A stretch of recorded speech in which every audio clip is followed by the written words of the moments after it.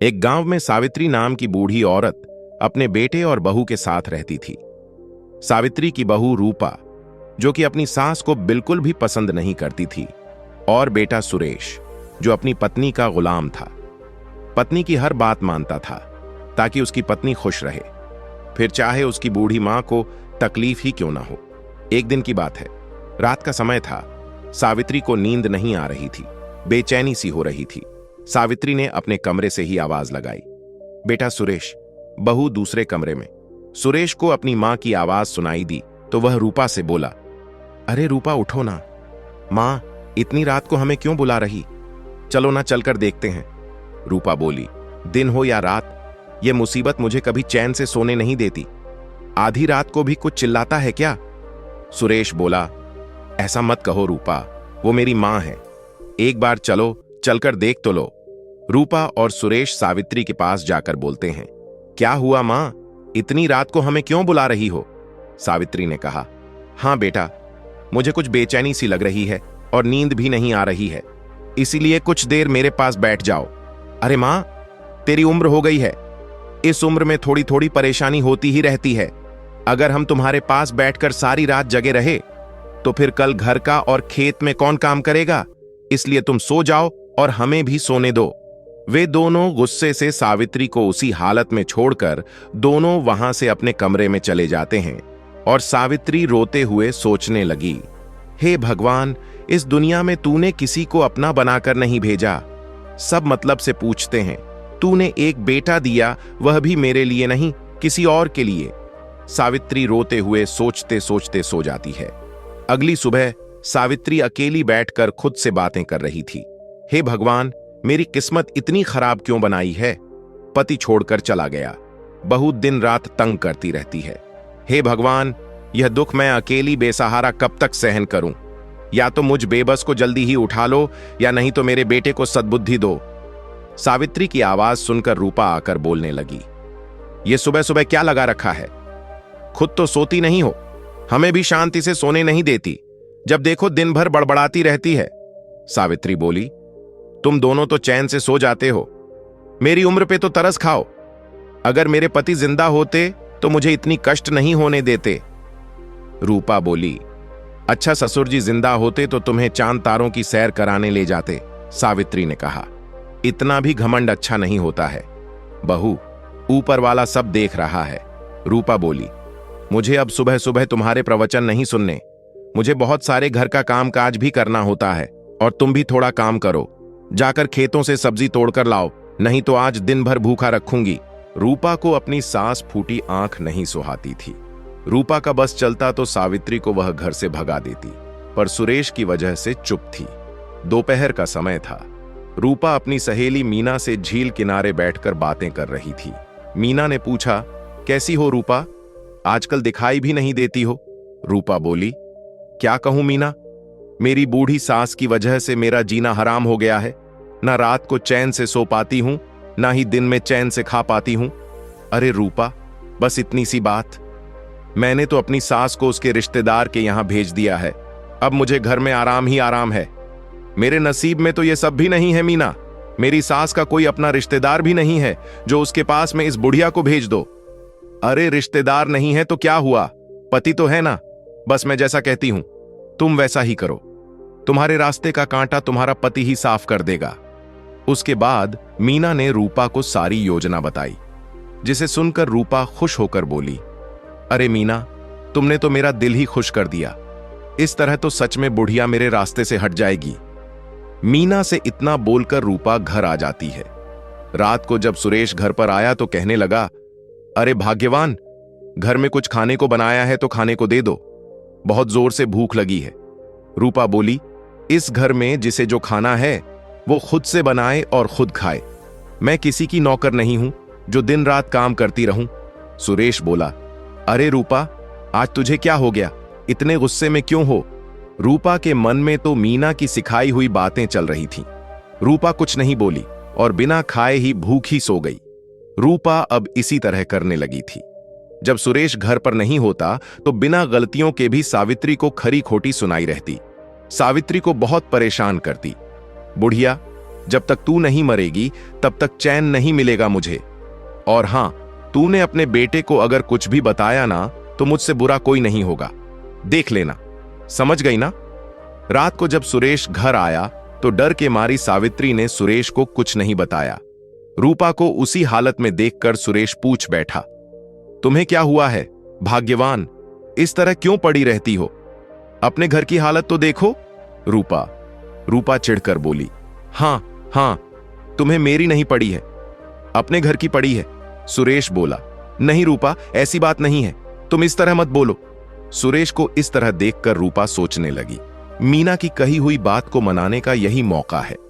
यह सोचकर रूपा ने सुरेश से कहा, देखो जी, अगर आप मुझसे प्रेम करते हो तो कल से यह बुढ़िया इस घर में नहीं दिखनी चाहिए, मैं कह देती हूं। सुरेश बोला, यह तुम क्या कह रही हो रूपा? वह मेरी मां है और इस उम्र में मैं उसे कहां भेज दूं? इस दुनिया में मेरे अलावा मेरी मां का और कोई अपना नहीं है। मैं यह सब नहीं जानती। अगर इस घर को खुशी और सुखी देखना चाहते हो तो मैं जैसा कहती हूं वैसा करो, वरना मैं नहीं रहूंगी इस घर में। मैं ही यह घर छोड़कर हमेशा के लिए चली जाऊंगी। सुरेश ने रूपा को समझाने का बहुत प्रयास किया, लेकिन रूपा ना मानी और जिद पकड़कर बैठ गई। अब सुरेश के पास रूपा की बात मानने के अलावा दूसरा कोई रास्ता नहीं बचा था। सुरेश बोला, गुस्सा मत करो रूपा, कहो मुझे क्या करना होगा? रूपा बोली, जब तक तुम्हारी मां नहीं मरेगी तब तक हमारी जिंदगी खुशहाल नहीं हो पाएगी। दिन भर घर में बैठकर नाटक करती रहती है। अगर हम दोनों को सुखी रखना है तो हमें बुढ़िया को मारना होगा।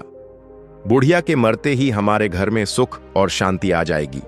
और हां, अगर तुमसे यह काम नहीं होगा तो अभी कह दो, मैं आज ही घर छोड़कर कहीं चली जाती हूं।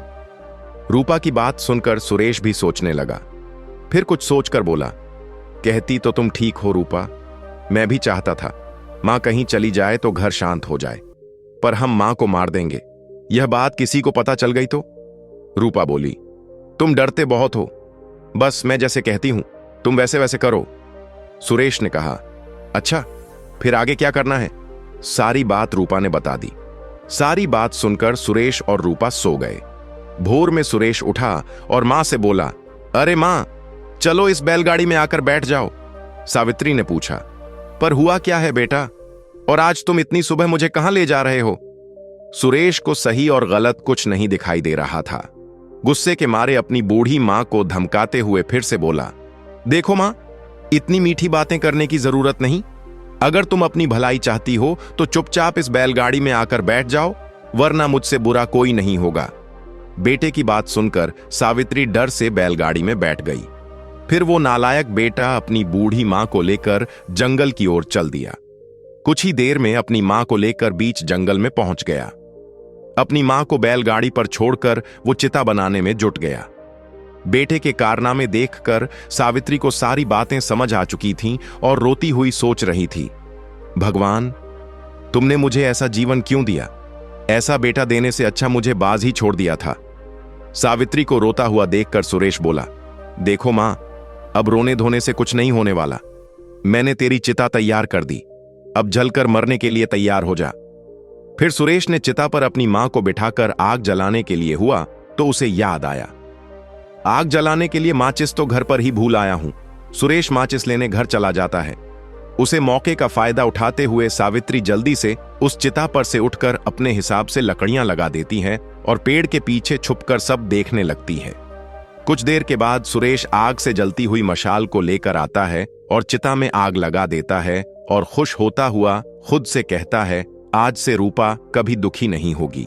कुछ देर चिता के जलने के बाद सुरेश घर वापस आ गया और रूपा को सारी बात बता दी, जिसे सुनकर रूपा खुश होकर सोचने लगी, अरे वाह, मैंने तो सोचा भी नहीं था इतनी जल्दी मेरे गले का कांटा साफ हो जाएगा। अब इस घर पर मेरा राज चलेगा, कोई रोक टोक करने वाला नहीं होगा। रूपा को टोकते हुए सुरेश बोला, क्या सोचने लगी भाग्यवान? रूपा बोली, कुछ नहीं स्वामी, मैं सोच रही हूं कि बुढ़िया के मरते ही इस घर में कितनी शांति आ गई है, अब इस घर में धन की वर्षा होगी। सुरेश बोला, तुम कहती हो तो होगी ही। उस रात रूपा ने खूब सारा खाना बनाया और दोनों ने खुशियां मनाते हुए खाया पिया और सो गए। उधर सावित्री जंगल की एक झोपड़ी में रोते हुए सोच रही थी, हे भगवान, अब मैं कहां जाऊंगी? क्या करूंगी? भगवान ने मुझे एक ही बेटा दिया था, वह भी मेरा नहीं, अपनी बीवी का गुलाम और नालायक निकला है। हे ईश्वर, अब तुम ही मुझे कोई रास्ता दिखाओ। तभी अचानक उस जंगल में दो चोर अपने लूटे हुए धन के साथ उसी झोपड़ी के पास आ गए। एक चोर ने कहा, देख भाई, लूटा हुआ धन का हम यहीं बंटवारा कर लेते हैं, आगे नगर आने वाला है। हाँ भाई, तुम ठीक कह रहे हो, सुबह भी होने वाला है, जो करना है जल्दी करो। दोनों की बातें सुनकर सावित्री अंदर से ही चिल्लाने लगी, अरे बेटा भोलू, उठो उठो, बाहर चोर आया है, पकड़ो पकड़ो। सावित्री की बातें सुनकर धन की गठरी को छोड़कर दोनों चोर वहां से भाग जाते हैं। चोरी की हुई धन की गठरी देखकर सावित्री बोली, भगवान तेरे भी खेल निराले हैं। कुछ ही देर पहले मेरे बेटे ने मुझे जिंदा जलाया और अब तुमने मुझे इतना धन दे दिया। इस धन का मैं क्या करूंगी? अब इतना तुमने किया है तो आगे का रास्ता भी अब तुम ही दिखाओगे भगवान। सावित्री वह धन की गठरी लेकर झोपड़ी में आकर सोचते हुए सो गई। सुबह उठी और धन की गठरी लेकर सीधा घर की ओर चल पड़ी। रूपा घर के बाहर ही बैठी हुई थी। जब मरी हुई सास को आते देखा तो हड़बड़ाते हुए अपने पति के पास पहुंच गई। सुनो जी, कल तुमने कहा था ना कि बुढ़िया को जला दिया है और बुढ़िया मर गई है। हाँ भाग्यवान, तुमने ठीक ही सुना था, मैं अपने हाथों से जलाकर आया था। पर हुआ क्या, मुझे भी बताओगी? तुम्हें मेरे साथ झूठ बोलते हुए शर्म नहीं आ रही है? उस बुढ़िया को जंगल में जिंदा छोड़कर घर आ गए। मैं सच कह रहा हूं रूपा, मुझ पर भरोसा करो। अगर तुम सच कह रहे हो तो बाहर जाकर देखो कौन खड़ा है। सुरेश हड़बड़ाए हुए बाहर आकर देखता है तो अपनी मां को देखकर आश्चर्यचकित होकर बोलता है, अरे मां, तू यहां? तुझे तो मैंने कल जिंदा जला दिया था। मेरी आंखों के सामने तेरी चिता जलकर राख हो गई थी, पर तू जिंदा बचकर कैसे वापस आ गई? तभी सावित्री ने धन की गठरी दिखाई, जिसे देखकर सुरेश और रूपा आश्चर्यचकित हो गए। अरे मां, तुम्हारे पास इतना सारा धन कहां से आया? कुछ बताएगी या चुपचाप यूं ही बैठी रहेगी? सावित्री चालाक तो थी ही, अपने भटके हुए बेटे को रास्ते पर लाने के लिए कुछ पल सोचकर बोली, कल सुबह तूने मुझे जिंदा जला दिया था। सुबह के वक्त जिसे भी जंगल में जिंदा जलाया जाता है उसे भगवान नहीं लगते, ढेर सारे धन के साथ उसे वापस भेज देते हैं। मैं ठहरी बुढ़िया, मुझसे जितना उठा उतना धन लेकर आई हूं। अगर मैं तेरी पत्नी की तरह होती तो वहां से एक बोरी धन जरूर भर लाती, जिससे तुम्हें जिंदगी भर काम करने की कोई जरूरत नहीं पड़ती बेटा। मां की बातें सुनकर दोनों सोचने लगे। दोनों को उसी हालत में छोड़कर सावित्री अपने धन की गठरी लेकर अपने कमरे में आ गई और सोचने लगी, अब देखती हूं यह दोनों लालची क्या करते हैं। उधर रूपा कुछ सोचकर बोली, सुनो जी, क्या बुढ़िया का कहना सच है? ऐसा भी हो सकता है क्या, मरे हुए इंसान को भगवान धन देकर वापस भेजते हो? सुरेश बोला, यह सच है रूपा, मैंने अपने हाथों से मां को जलाया था और वह भी जिंदा धन के साथ वापस आ गई। इससे तो यही पता चलता है कि मां जो कुछ भी कह रही है वह सच है। सुरेश की बात सुनकर रूपा के मन में लालच आ गया। सुनो जी, मैं आपसे एक बात कहूं, आप मना तो नहीं करोगे? सुरेश बोला, मैंने तुम्हारा कहा कभी नहीं माना हो, ऐसा हुआ है क्या? कहो, क्या कहना चाहती हो? मैं यह कह रही थी कि कल जिस तरह आपने मां को जलाया था उसी तरह मुझे भी जला देते तो मैं भी भगवान के पास जाकर बहुत सारा धन लेकर वापस आ जाती। यह तुम क्या कह रही हो रूपा? अगर कुछ ऊंच नीच हो गई तो? कुछ नहीं होगा। मां ने अभी कहा ना कि जिसे भी सुबह सुबह जंगल में जिंदा जलाया जाता है वह भगवान के पास सीधा पहुंच जाता है और भगवान उसे बहुत सारा धन देकर वापस भेज देते हैं। ठीक है रूपा, जो तुम्हें उचित लगे। सुरेश अपनी मां को बिना कुछ कहे रूपा को बैलगाड़ी में बिठाया और जंगल की ओर चल पड़ा। जंगल पहुंचकर सुरेश बोला, यह वही जगह है जहां मैंने मां को जलाया था। रूपा ने कहा, अब देर ना करो, मुझे भी वैसे ही जला दो, और हां, मेरी चिता पर 2 खाली बोरियां भी डाल देना, उसी में धन भरकर ले आऊंगी। फिर क्या था, सुरेश ने 2 बोरियों के साथ रूपा की चिता में आग लगा दी। आग ने अपनी रफ्तार पकड़ी तो रूपा चिल्लाने लगी, बचाओ जी, बहुत जलन हो रही है। सुरेश बोला, शांत हो जाओ रूपा, यह जलन कुछ ही पल की है, कल तुम धन के साथ वापस आ ही जाओगी। सुरेश रूपा को जलते हुए छोड़कर घर वापस आ गया। घर पहुंचते ही सावित्री ने सुरेश से पूछा, बेटा, आज बहू दिखाई नहीं दे रही, कहीं गई है क्या? सुरेश बोला, हाँ मां, वो कल सुबह तक आ जाएगी। सुरेश की बात सुनकर सावित्री मन में सोच रही थी, तुम दोनों धन पाने के लालच में इतना भी नहीं सोच पाए कि मरे हुए इंसान कभी वापस नहीं आते। खैर, जो जैसा करता है उसे वैसा ही मिलता है। लालची सुरेश सुबह होने का इंतजार करने लगा। सुबह होते ही सुरेश घर से बाहर आकर रूपा का इंतजार करने लगा। सावित्री भी वहीं बैठकर देख रही थी। सुबह से शाम हो गई पर रूपा नहीं आई। सुरेश को उदास देखकर सावित्री ने सुरेश से पूछा, अरे बेटा, क्या हुआ, बताएगा भी? फिर सुरेश ने जंगल में हुई सारी बातें बताते हुए कहा, मां, तुम तो भगवान से धन लेकर सुबह सुबह वापस आ गई थी, परंतु रूपा अभी शाम होने तक घर नहीं आई। सावित्री बोली, अच्छा ये बात है, जब तक रूपा आती है तब तक तुम एक काम करो, तुम ये धन की पोटली लेकर बाजार जाओ और अपने लिए एक मां और पिताजी खरीद कर ले आओ। सुरेश धन की पोटली लेकर बाजार की ओर चल पड़ा।